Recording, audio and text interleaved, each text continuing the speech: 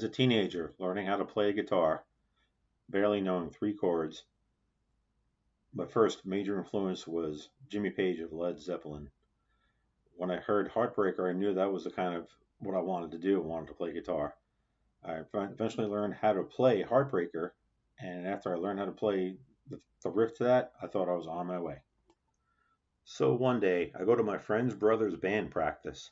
Since I just started playing the guitar, I was curious to sit in and listen to these guys play, as I knew that someday I probably would like to be able to do the same that they were doing, and just was curious on how things worked out. In walks a guy, his name's Tony, guitar player, this brown case, and I could see the word Gibson on it. And I was very curious, so I walked over when he came in and asked him what he had in there, and he says, "Oh, this is my Les Paul."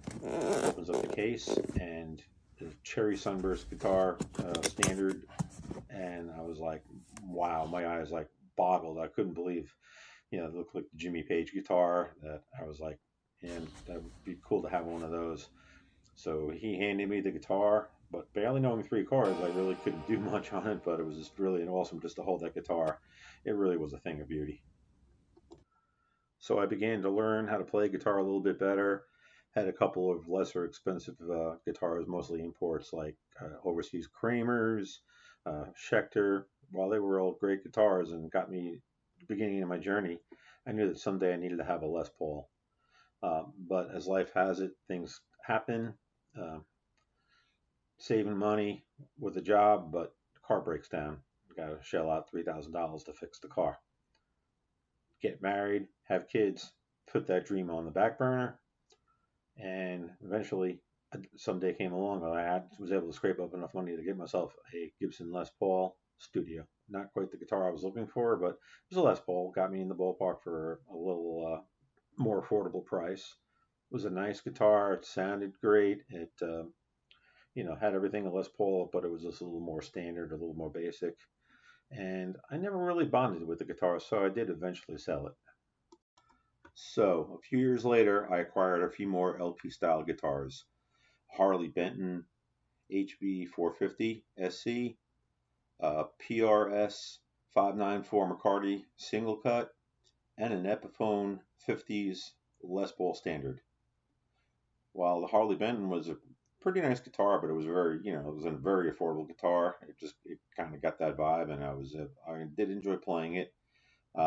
Eventually did buy the PRS, and that was a big upgrade from the Harley Benton.